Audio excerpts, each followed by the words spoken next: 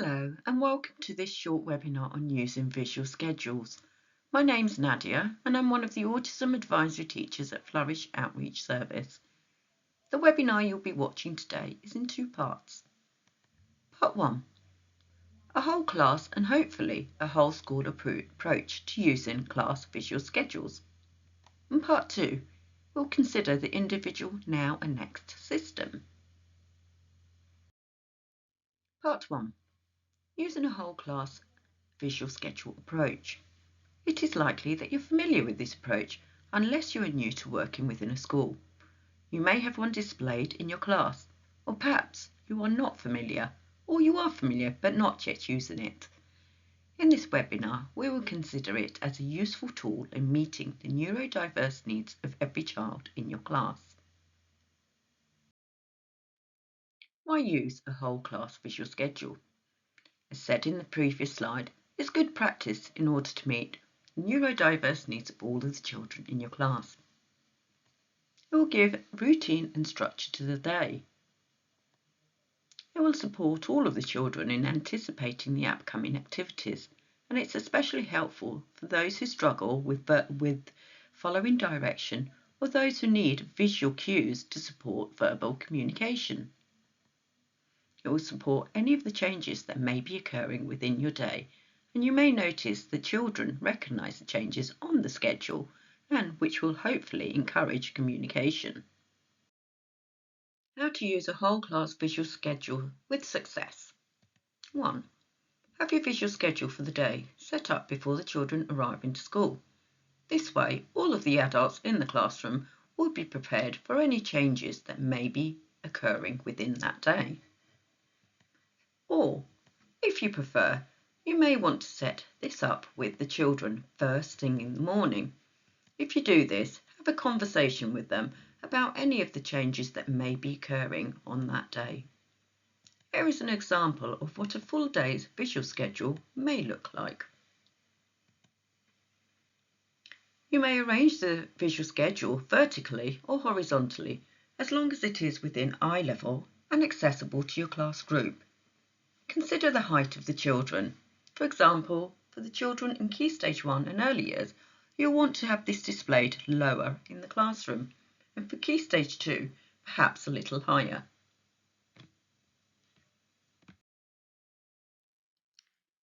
2. Inform the class group of the first activity by bringing their attention to the corresponding visual on the schedule. In this instance, it's time for register. Bring their attention to register. 3. When the current session has finished, remove the corresponding visual and bring attention to the next activity on your schedule. In this instance, register is now finished. Bring attention to it and remove it. And now, bring their attention to the next activity on your schedule. In this instance, it's time for assembly. Let's get ready for assembly. 4. Continue this routine with every activity, gradually removing the visuals while ensuring to inform the children of each activity that finishes and then alerting them to each activity as you begin it. By the end of the day, all visuals will have been removed. You may consider adding an image of a digital or analog clock above or beside the symbols to show the start times for each session during the day. Consider whether this is helpful for your class group. Let's recap the steps. 1. Have the visual schedule readily prepared or set up before the children arrive into school. This way, all of the adults in the class will be prepared for any changes that may be occurring. 2. Refer to the schedule each morning as a first step of the day. 3. Alert the children and remove each visual as you finish that activity. 4. Alert the class group to the next activity on the schedule. And 5. Continue this routine until the end of the day, where all of the visuals have been removed. Key points. Consider the size of your visuals, ensuring that they are large enough for all of the children to see them from any area in the class. Location. Place them where all of the children can access them. Think about the height of the children and eye level. Use the same symbols throughout the school to ensure there is consistency. Make reference to the visual schedule throughout the day, every day, remembering that you are aiming to reach every child in your class. You may want to consider appointing a child as a helper or a monitor who can remind you to refer to the schedule during the transition times. This is especially helpful if you are new to using this system, as it's likely that you may forget at the beginning. We've come to the end of part 1. Pause the webinar and reflect on your own practice. Discuss how you will go forward in using this approach in your class or within the whole school. Set a time frame for when you envisage this up and running with consideration to what is involved in setting it up. Come back to the webinar for part 2 shortly or later. Good luck with setting up and using your whole class visual schedules. Welcome back to part 2, how to use Visual's Now and Next system. Now you are watching the webinar, and next you can go and grab a coffee. Many of you will be familiar with this approach, some aware of it and perhaps some completely new to it. What is a Now and Next visual system? It is a learning tool that allows children to understand and anticipate what will be happening in their day through visual representation. It is a two-part system with the visual of the Now activity displayed on the left and the Next activity displayed on the right of the baseboard. It is a system that supports following adult direction. It's a structure that helps children establish a routine throughout the day, and it is a form of communication. Who will benefit from using the Now and Next visual system? Those children who are pre-verbal may benefit from the Now and Next visual system. Those who find it difficult to settle to any one activity and move quickly from one activity to another. This could also be your runners.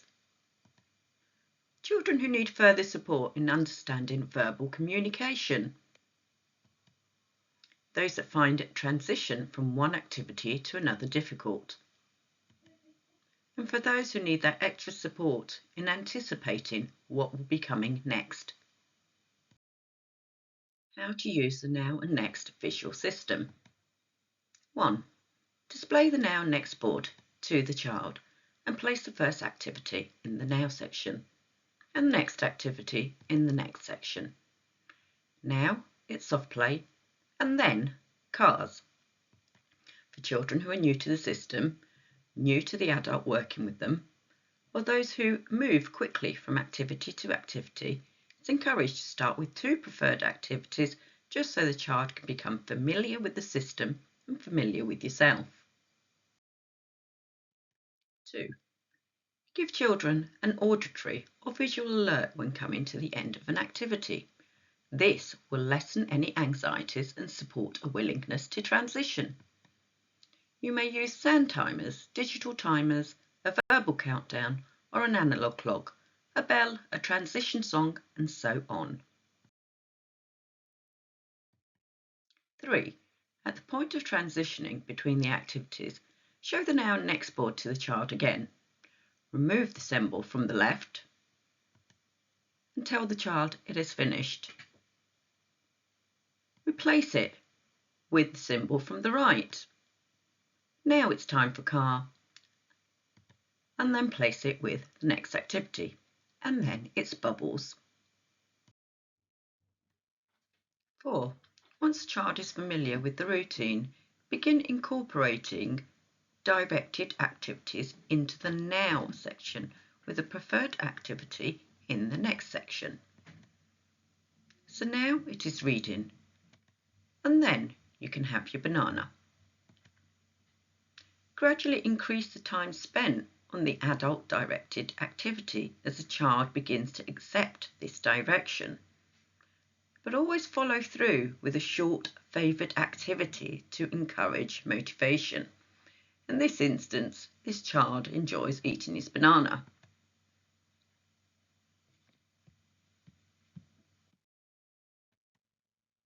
5.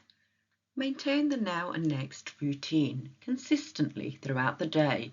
This will encourage a child to become familiar with the system and work with you and cooperate, and encourage participation in a variety of adult-led activities. This will gradually become for longer durations, followed by a preferred activity. And when the child is responding well to the system, now consider extending the now and next routine.